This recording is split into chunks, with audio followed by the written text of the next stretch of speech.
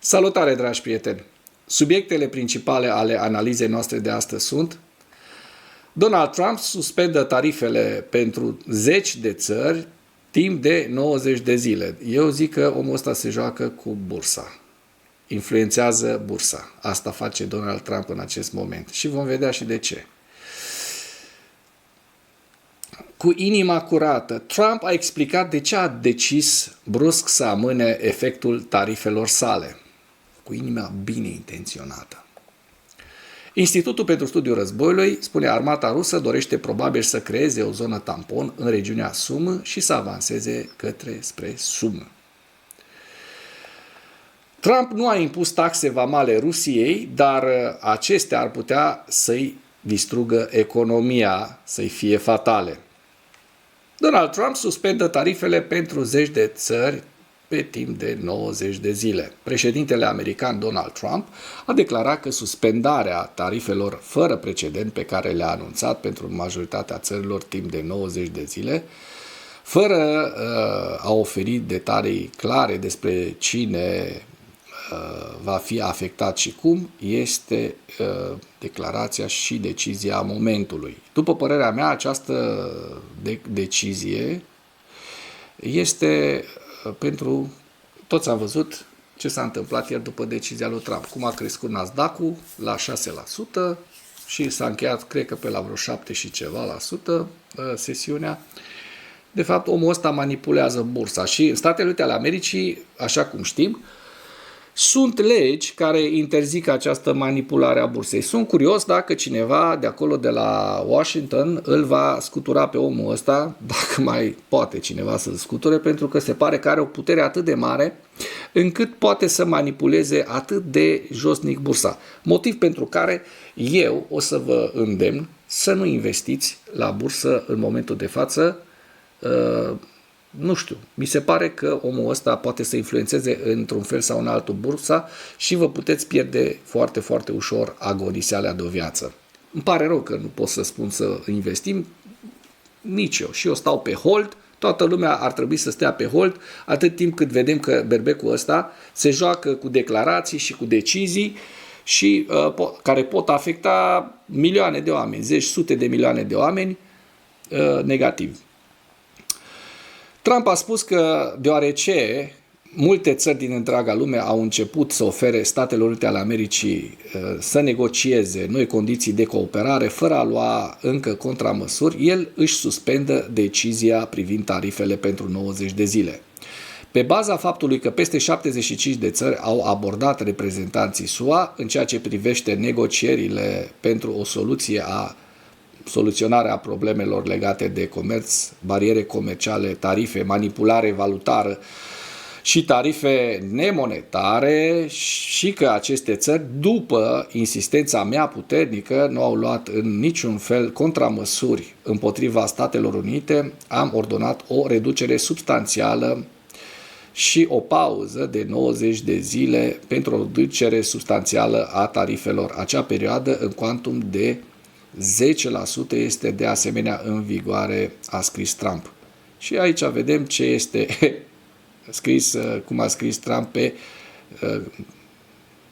rețeaua sa pe Truth Social.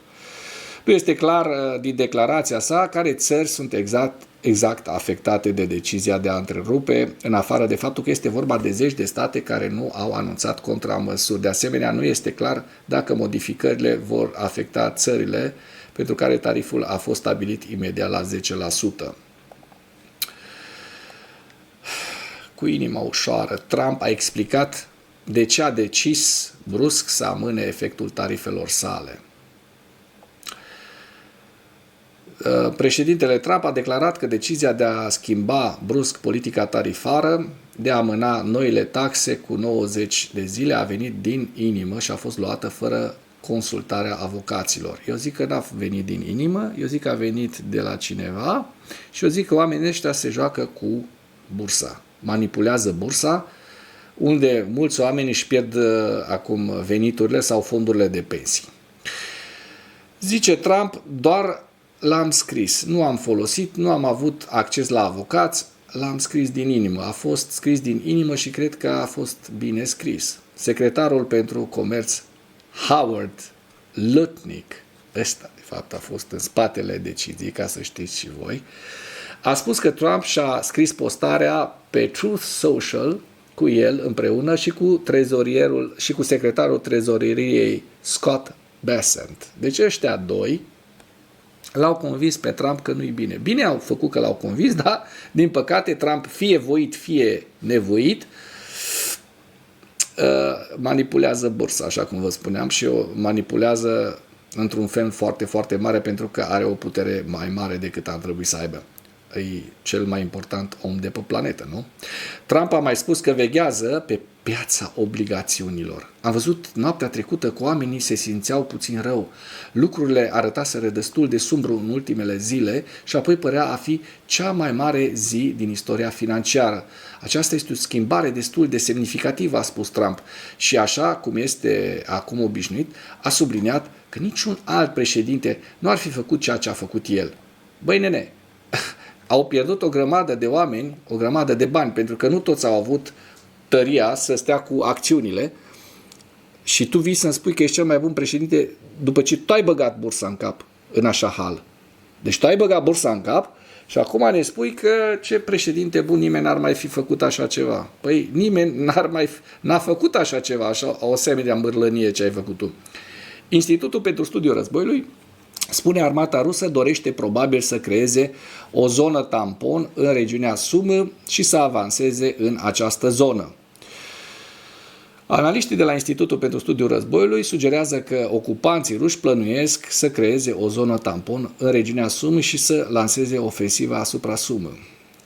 Trupele ruse continuă progrese minore în zona graniței regiunilor Sumă, Kursk, ale Federației Ruse, dar grupul de trupe ruse din această zonă nu va putea cel mai probabil să lanseze o operațiune ofensivă majoră asupra orașului Sumă în viitorul apropiat, fără a primi întăriri semnificative.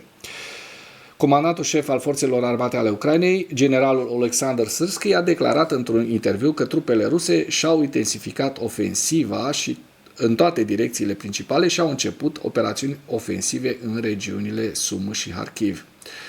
Institutul a observat avansuri și atacuri graduale, dar consistente ale Rusiei de-a lungul liniei Vladimirovka, Zuravka, Novenke, la nord și la nord-est de orașul Sumă și în regiunea Sumă și eforturile ruse în curs de a împinge forțele ucrainene înapoi de la pozițiile rămase la sud de Suja din regiunea Kursk, Rusia, de la începutul lunii martie 2025.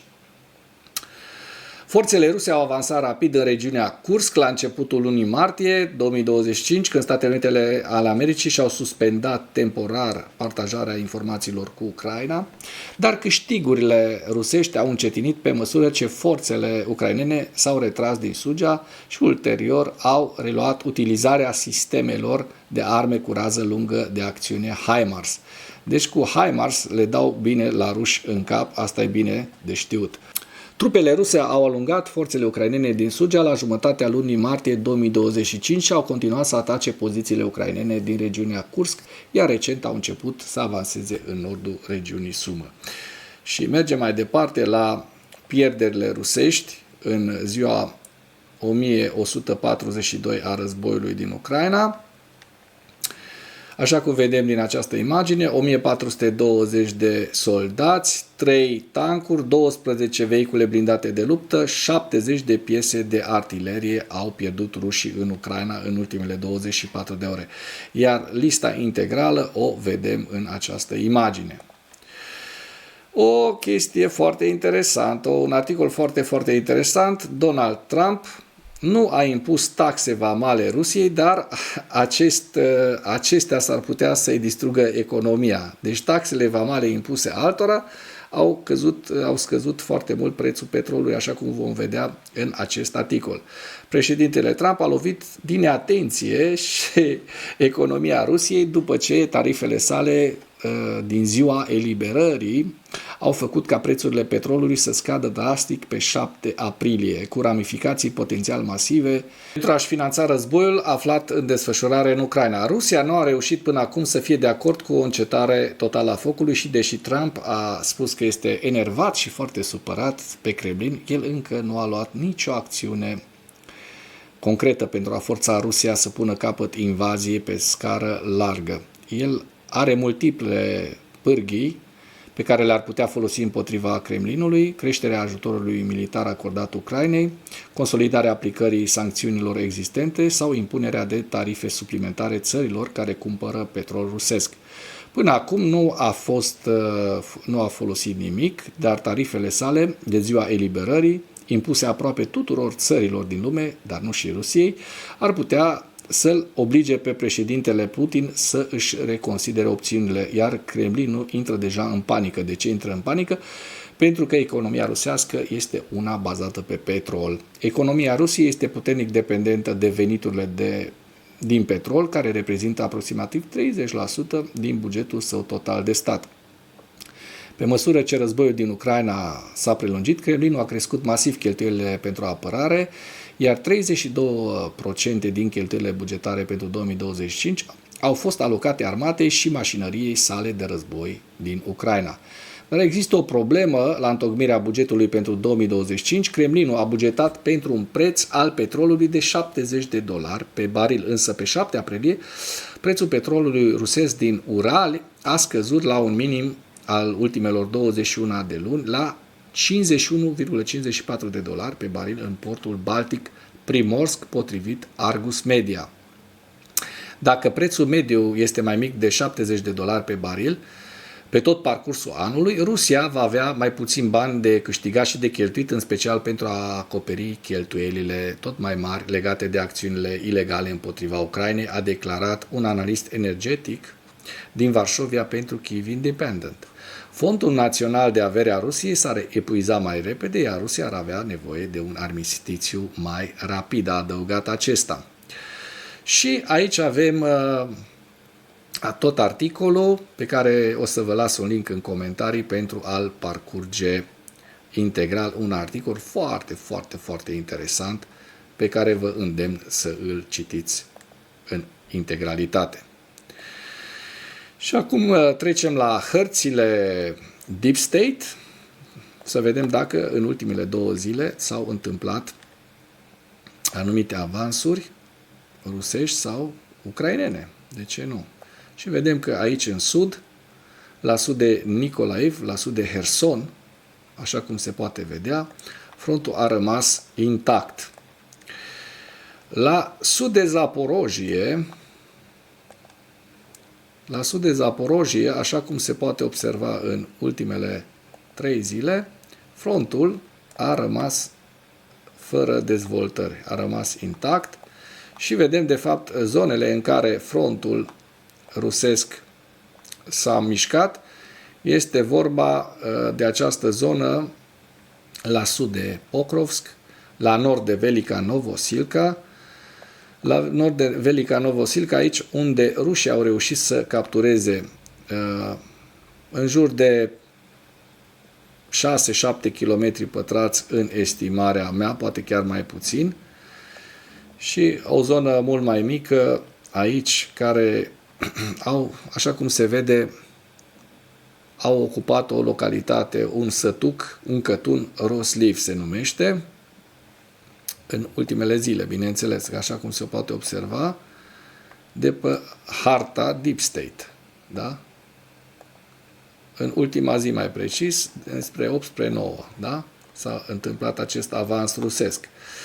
Bun. Mergem mai departe, la sud de Pokrovsk, vedem că rușii au reușit să ocupe această zonă foarte mică, de undeva la 1 kilometru pe câteva sute de metri. În Nadejdnica, aici e zona, tot așa, un sat, o localitate ucraineană. Ne vedem dacă ucrainenii n-au reușit să ocupe, ba da, iată, au și ucrainenii un succes la sud de Cotine, așa cum vedem, ucrainenii au reușit să ocupe undeva la 3-4 km pătrați suplimentare în această zonă în ultimele 48 de ore. Cum dacă mergem mai departe către Toretsk, sunt foarte curios dacă în această zonă au existat mișcări de fronturi. Da, așa cum se vede, rușii au reușit în această zonă, la nord de Toretsk, să ocupe 1 km pătrat, poate chiar mai puțin, 1 km pe jumătate de kilometru, nici măcar 1 km pătrat. Deci vorbim despre avansuri minore atât pentru ucraineni cât și mai ales pentru ruși. În Ceasoviar, așa cum vedem, nicio dezvoltare a frontului și dacă mergem mai la nord spre Vovchansk, da? În zona în care rușii concentrează în momentul de față forțe, mai precis în zona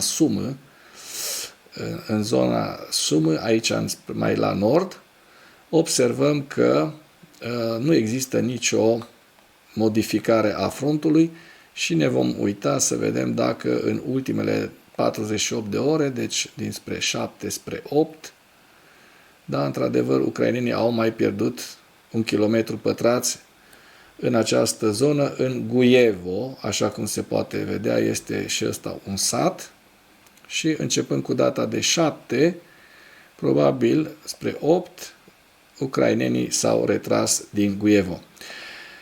Trecem mai departe la evaluarea campaniei ofensive rusești în viziunea Institutului pentru Studiul Războiului la data de 9 aprilie, cu principalele știri.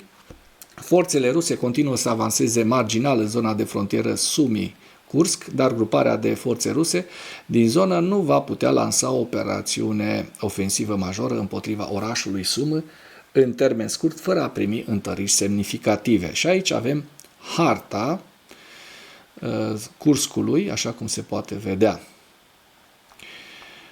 Bun, comandamentul militar rus încearcă probabil să formeze o zonă tampon de-a lungul graniței internaționale din regiunea Sumă, deși comandanții ruși ar putea intenționa să avanseze mai departe în regiunea Sumă și spre orașul Sumă în viitor.